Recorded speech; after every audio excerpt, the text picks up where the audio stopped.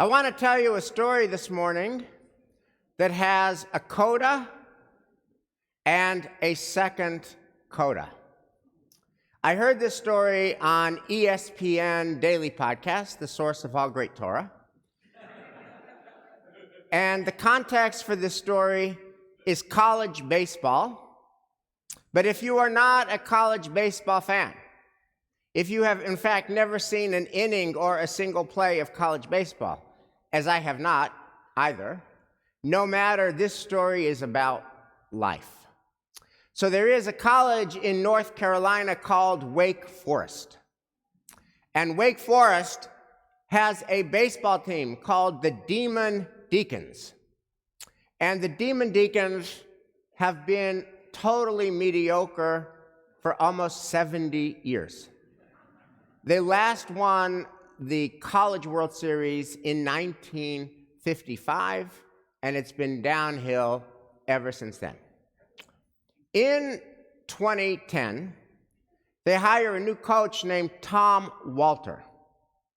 And the deal with college sports programs is recruitment. You have to find star high school athletes who want to come and play for your program.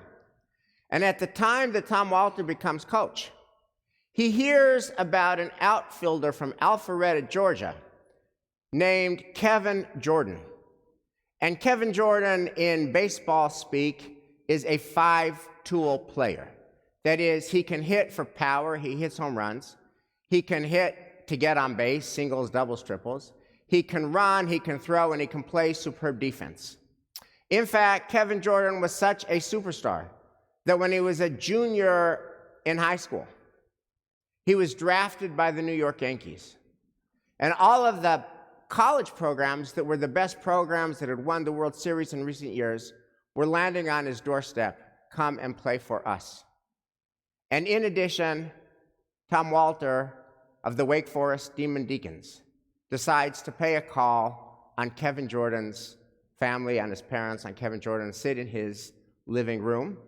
And his program was the most unexpected, the most undistinguished program. He really had no chance. But something unexpected happened in the living room of Kevin Jordan's home in Georgia. Tom Walter said to him and to his parents, listen, if you come and play for Wake Forest, I will take care of you. I will be with you. I will care about you. And the unexpected thing is that Kevin Jordan actually believed him. And Kevin Jordan's parents believed him. And so they said no to the New York Yankees. And they said no to all of the powerhouse baseball programs at that time. And they said yes to mediocre Wake Forest that last won the World Series in 1955 because they believed that Tom Walters was a mensch. Roll the film forward. In his senior year, Kevin Jordan can't hold food down. He can't eat. He has no strength. He loses a lot of weight. He's getting slower and he's getting weaker. He sees so many doctors, every doctor in Georgia. They cannot quite diagnose what's going on, but meanwhile, his performance on the baseball field drops precipitously. Comes his freshman year in college, and he goes off to Wake Forest. And he is now officially not the superstar athlete drafted by the New York Yankees that he had been as a junior in high school. In fact, he is fighting to stay alive. He needs to take 35 pills a day to stay alive. He needs to be on dialysis 3 times a week to stay alive. Finally, he is diagnosed with having a very rare autoimmune kidney disease. And the pills and the dialysis will keep him alive, but the only way that he's going to actually able to stay alive and have a life is if he gets a kidney transplant. And as you may know, there are more people who need a kidney transplant than kidneys that are available for a transplant. And so if you're on the list, you just have to be very patient and wait a good long time. And time was the one thing Kevin Jordan did not have. So all of the members of his extended mishpacha are tested. Could some member of his family be a match and donate their kidney to save the life of Kevin Jordan? And alas, nobody in his family is a match. And then Tom Walters hears this story. And he says, I'll get tested. And he gets tested, and it turns out he is a match. And when he hears that he's a match, he doesn't hesitate. He says, I am happy to donate my kidney to you. And so on February the 7th, 2011, at Emory University, Tom Walter donates his kidney to Kevin Jordan. And within 15 minutes of the kidney transplant, Kevin Jordan starts to feel dramatically better. He doesn't need the 35 pills a day anymore. He does not need dialysis 3 times a week. Within 1 month, he is back at Wake Forest going to school. And shortly thereafter, he gets the green light from his doctors that he can resume his athletic activities to try to rebuild his career as a baseball player. And 1 year and 1 month after the kidney transplant, Kevin Jordan is back on the baseball field. Now, the story, before we get to the first coda and the second coda, the story ends with Kevin Jordan alive because he has his coach, Tom Walter's kidney. He is playing baseball for the Wake Forest Demon Deacons, but from just a strict point of view of baseball performance, his performance is disappointing on the field. He is not the star athlete he had been. He clearly does not become the amazing superstar baseball player that he would have been if he hadn't had this near fatal illness and this kidney transplant. But thank God he's alive, and he's on the field, and he plays. End of the story. Now comes the first coda. First coda is that in the spring of 2020, George Floyd is murdered by a Minneapolis police department. You all heard about the news this week about the consent decree that's going to need to be enforced, and the Justice Department's finding about systemic racism in the police department of Minneapolis. And you remember that in the spring of 2020, our nation was convulsed with unrest, and there was a very intense conversation about race and racism and systemic racism and police brutality, etc. And that there was a lot of intense feelings all the way around. And it was in that context that a friend of Tom Walter, who means well, said to him, wait a minute, how could you even donate your kidney to Kevin Jordan? How would that even work? Because Tom Walter is white, Kevin Jordan is black. And the friend of Tom Walter said, can a white person's kidney actually even be transplanted on a black person? Would it even take? Would it even work? And when his friend asked this question, Tom Walter realized, Lord, we just have so much work to do. We just have so much work to do. We have so much education to do. So his next call was to Kevin Jordan. And he said, Kevin, we have to start a new organization. And the mantra of our organization is going to be, my blood and his blood are the same. And we need to go on the road.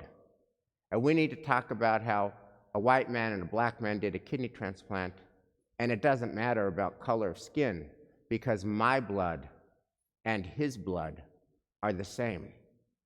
So Tom Walter and Kevin Jordan formed this organization called Get in the Game, and they take it on the road, and they talk about building bridges and healing the racial divide in our country. That's the first coda. Now comes the second coda. Did I tell you that Wake Forest was last in the World Series in 1955? Did I mention this? Yes.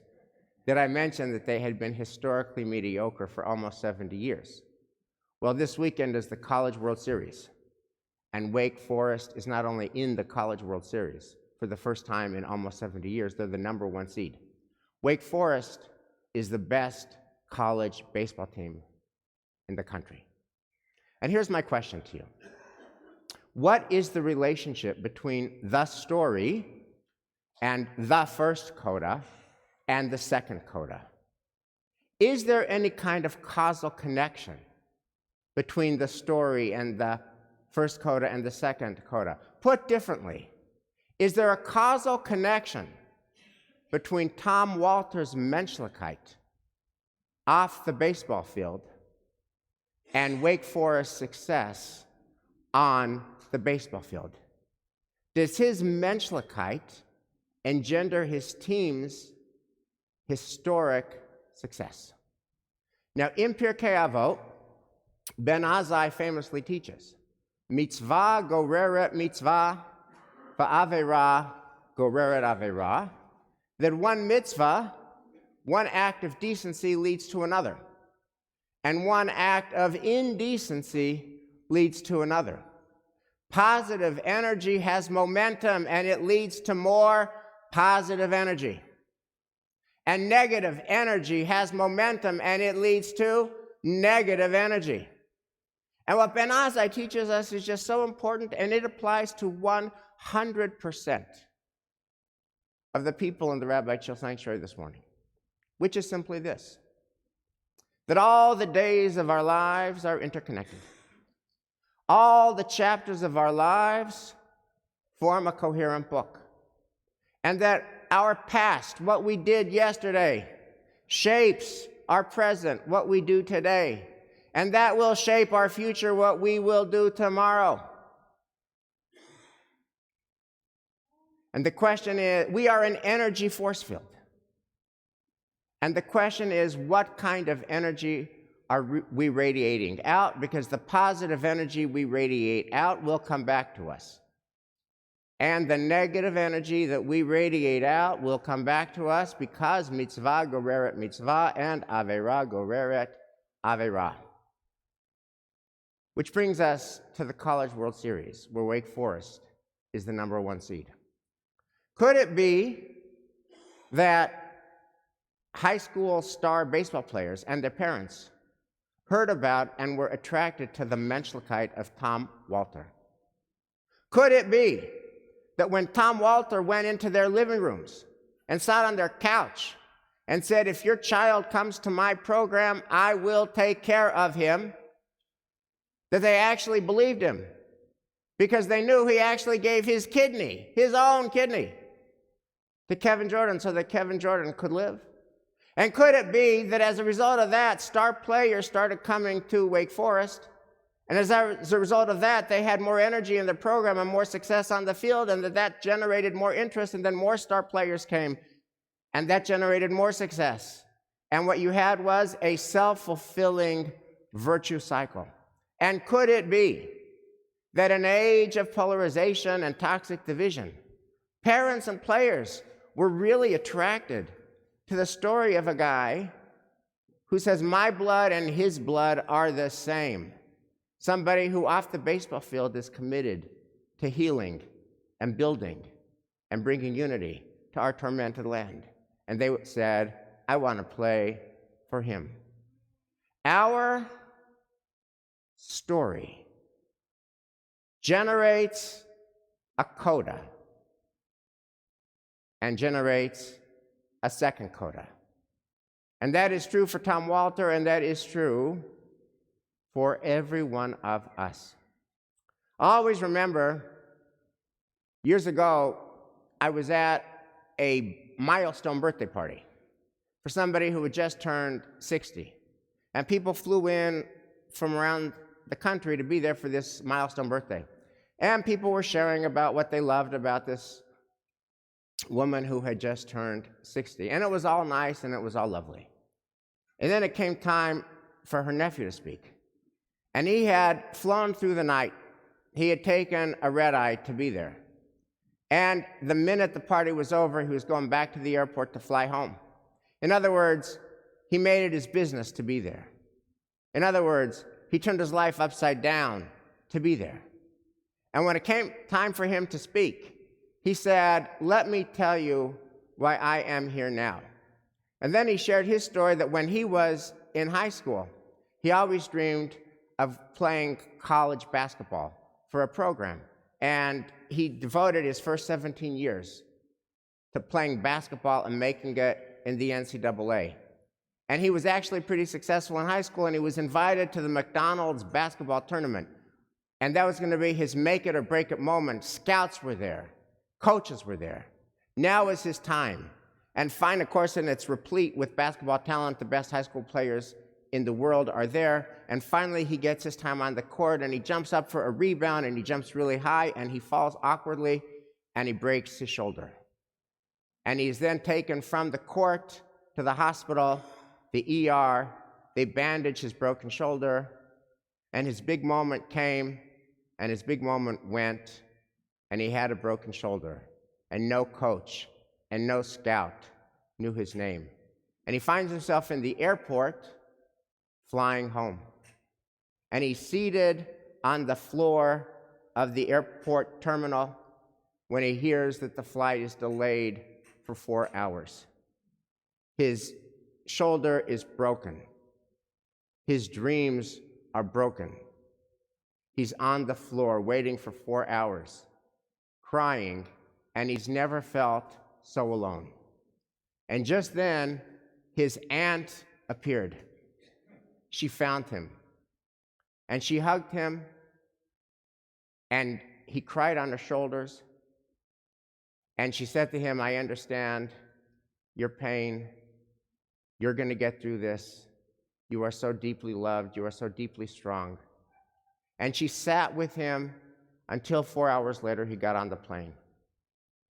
He said, "You showed up for me when I really needed you. There is literally no force in the universe that could have stopped me from showing up for you right now." Every story generates a coda. Showing up generates showing up. By the way, not showing up generates not showing up. Supreme Menschlichkeit generates supreme attraction. What energy is flowing from you right now?